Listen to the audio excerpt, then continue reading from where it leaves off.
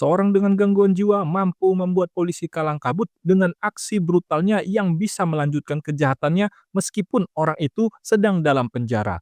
Bagaimanakah cerita selengkapnya? Siapkan makanan dan minuman favorit kalian, karena ceritanya akan segera dimulai.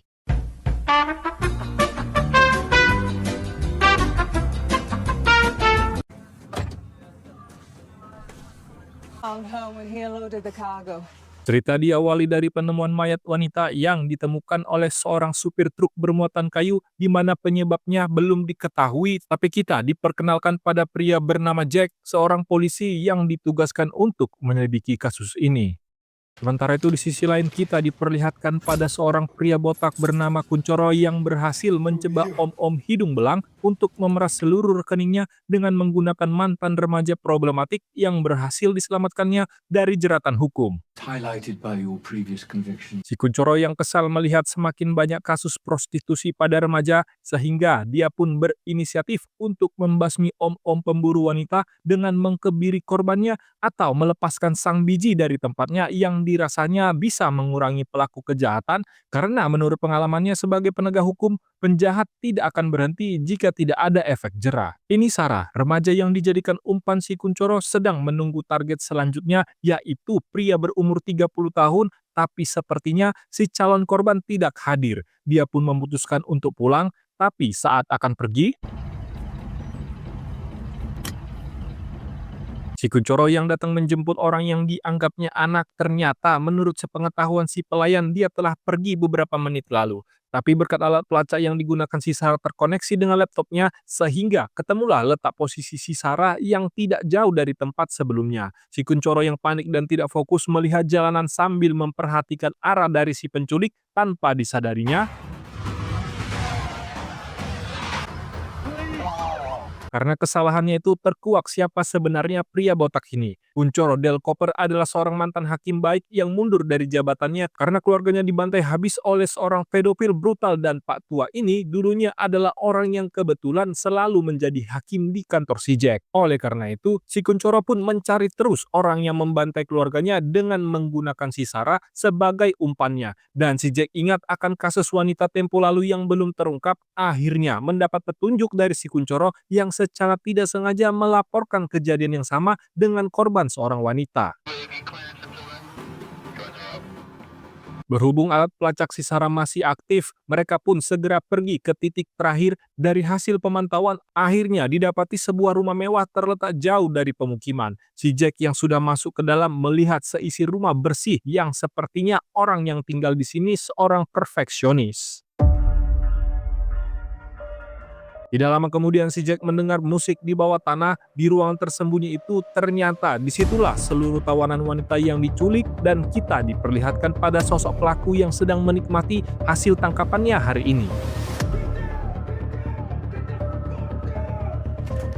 Di ruang interogasi, pelaku yang diketahui bernama Simon yang merupakan seorang ODGJ mengalami trauma berat karena semasa kecil dia diperlakukan seperti hewan, kini sedang diinterogasi oleh rekan si Jack bernama Rahel. Sedikit fakta terungkap, seluruh korban si Simon yang ditemukan mengalami pecah gendang telinga atau tuli, namun tidak ditemukan adanya kekerasan fisik. Itu semua disebabkan oleh benda khusus yang dirancangnya sendiri seperti pompa katup udara yang mendorong angin ke telinga sehingga merusak pendengaran.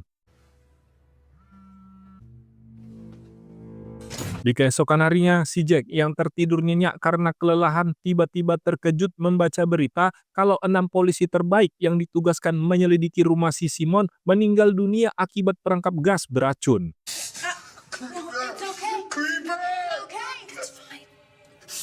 Keadaan pun semakin membingungkan ketika si Simon akhirnya berbicara, tapi apa yang disebutkannya tidak ada satupun dari mereka yang mengerti, termasuk si Rahel yang sudah berhari-hari mencoba berkomunikasi dengan Simon. Seorang penjahat tidak akan bisa bergerak jika tidak ada yang memberikan modal. Itulah jadwal interogasi untuk si Simon. Lagi-lagi, dia yang keterbelakangan mental membuat si Rahel harus berpikir keras saat si Simon bilang, Simon, who brings you money?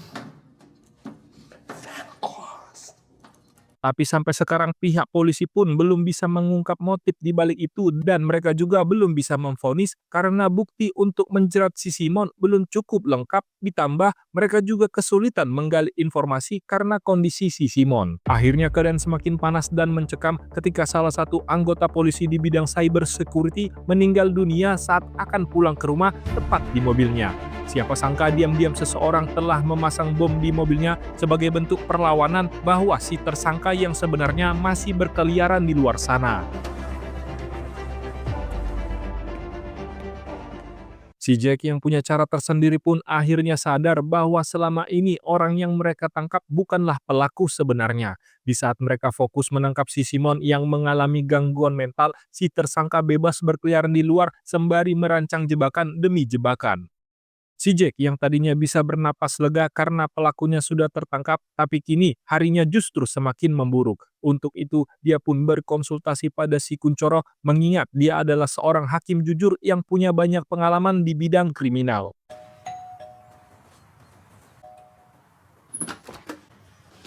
Bersamaan dengan itu, si Rahel dengan satu rekan satu-satunya seorang white hacker bertamu ke rumah si Sarah bertujuan untuk meretas penyimpanan virtual yang dianggap si Simon adalah jaringan paling aman dan didapatlah nama Hunter 71 sebagai orang yang paling sering berinteraksi dengannya, tapi masih belum diketahui siapa orang tersebut. Dari informasi kepala lab, didapat pemicu meledaknya mobil polisi tempo lalu karena ditemukannya cairan senyawa berbahaya yang biasa digunakan dalam militer. Untuk itu, si admin pun melakukan pencarian orang yang dimaksud dan didapatlah sebuah nama anggota militer ahli di bidang kimia yang sudah pensiun. Penyergapan yang dipimpin si Jack pun disambut hangat dengan beberapa pertukaran peluru dan adu skill pun terbilang singkat karena orang itu sudah dalam keadaan kritis. Tidak panjang lebar, setelah mendengar kalau karyanya digunakan oleh orang jahat, dia pun langsung Yeah. Someone else has been. Sebelum si Simon dijatuhi hukuman, si Rahel yang masih penasaran dengan kepribadiannya mulai mencoba hal ekstrim yaitu dengan menirukan korban si Simon. Barangkali dengan cara itu si Simon mau buka mulut. No one loves you. Tapi yang dilakukan si Rahel justru memancing marahnya si Simon yang diawali mengungkit ibunya yang sudah meninggal karena si ibu semasa hidupnya selalu mengurung anaknya seperti hewan yang kemudian di dalam penyiksaan itu si ibu mengakhiri hidupnya. Dan akibat dari tindakannya itu si Rahel pun menjadi sasaran empuk si Simon di mana borgolnya sengaja dilepas untuk menunjukkan sisi sebenarnya si Simon. Cerita semakin kompleks, ada si Ujang teman si Rahel yang menangis di dalam mobil karena anaknya hilang diculik entah siapa, tapi si penculik meminta menukar anaknya dengan si Simon. Kondisi yang sudah didesain mudah untuk si Ujang karena si penculik meneror satu kantor dengan adanya bom berisi paket di dalam sebuah kardus sehingga orang-orang tidak akan memperhatikan kalau si Simon sedang diselundupkan. Why wouldn't he?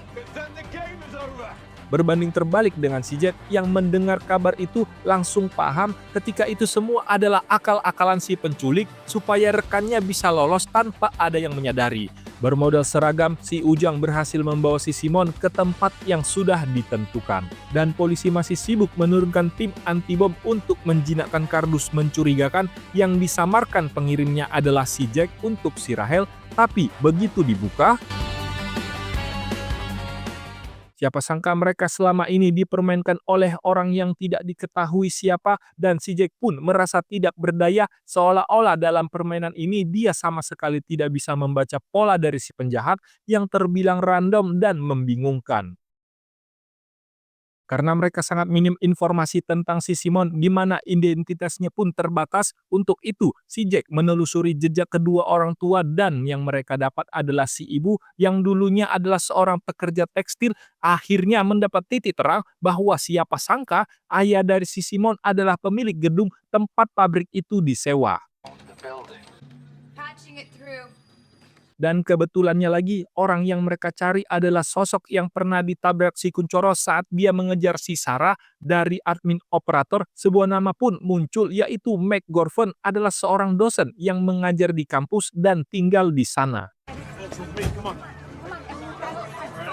Begitu sampai, semua mahasiswa pun diamankan, tapi sayangnya si Jack yang terlambat harus kecewa karena lagi-lagi si Simon melakukan hal yang lebih cepat dari dugaan mereka. Satu-satunya saksi yang bisa memberi mereka petunjuk pun sudah tiada.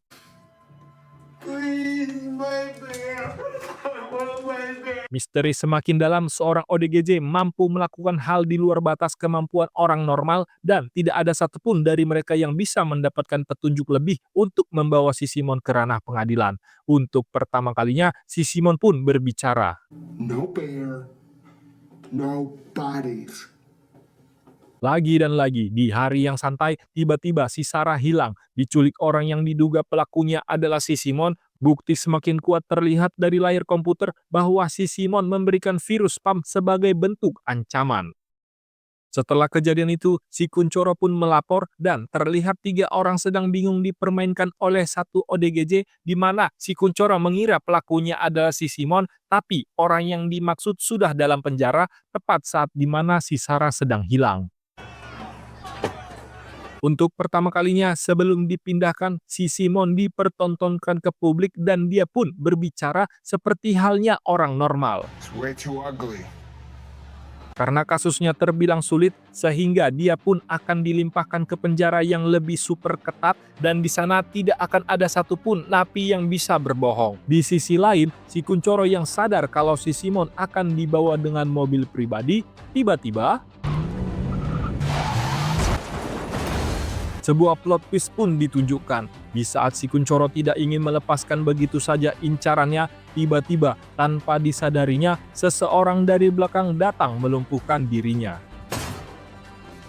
Siapa sangka ternyata ada 2 Simon selama ini dan orang yang ditampilkan di publik adalah dalang sebenarnya yang merancang kekacauan ini. Si Rahel yang terdiam di dalam mobil pun hanya bisa menyaksikan si Kuncoro meninggal dunia. Kemudian karena si Simon ODGJ merasa dirinya diperlakukan spesial oleh si Rahel saat interogasi, maka dia pun akan menjadi tawanannya. Pelan-pelan si Jack mulai menelusuri tujuan mereka dibawa kemana. Berbekal dari kata Winterbug yang sering disebutkan, akhirnya ketemulah artinya, di mana kata itu merujuk pada penyembahan berhala dengan menenggelamkan korbannya. Tapi tidak sampai di situ, masih ada lokasi yang perlu diketahui mereka karena di sana memang banyak danau. Entah kenapa, si Jack ingat gerak-gerik ibunya yang mencurigakan sebelum mengakhiri hidup. Si Jack ingat kalau si Simon punya boneka beruang yang selalu dibawanya kemana saja, dan boneka kesayangannya itu pun akan mengantar mereka ke danau tempat rekannya akan dieksekusi.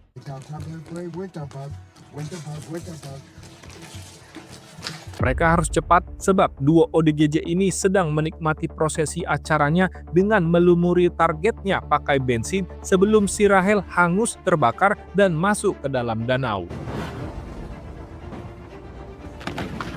Bola api demi bola api pun mulai dilemparkan menunjukkan cara mereka bersenang-senang mengakhiri hidup wanita, dan ternyata duo psikopat ini sangat benci dengan wanita remaja di mana mereka pernah disakiti karena si ayah berselengki dengan anak remaja di kampusnya.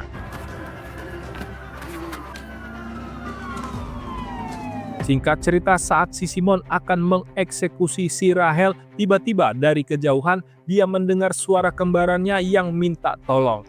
Mereka yang sebenarnya saling menyayangi dan tidak akan bisa dipisahkan, si Simon pun keluar dari hutan membawa si Rahel untuk dijadikan alat pertukaran. Si Jack yang sudah paham dengan kondisi di lapangan, dia sengaja berdiri di atas es yang tebal sehingga dia bisa bertahan hidup cukup lama, tapi si Simon yang sudah tidak waras membuat lapisan es semakin menipis. Negosiasi pun berlangsung alot saat si Simon dibutakan dengan saudaranya. Dengan keadaan terancam, si Jack yang paham bagaimana cara bernegosiasi pun berhasil menjauhkan si Rahel dari kepanikan ini. Dan si Jack pun tidak punya alasan lagi untuk melepaskan kembarannya Simon kembali ke pangkuannya, dan pria punya anak satu ini pun harus menerima hadiah karena posisinya sudah terancam. Namun tiba-tiba, siapa sangka apa yang diperbuat si Simon tadi menjadi bumerang untuknya ketika lapisan es yang tebal sudah retak akibat beberapa letusan dari pistolnya. Duo Simon ini punya 60 detik sebelum mereka mati kedinginan di suhu minus 200 derajat Celcius. Alhasil, mereka pun tenggelam dan tidak bisa keluar lagi. Adios, amigos.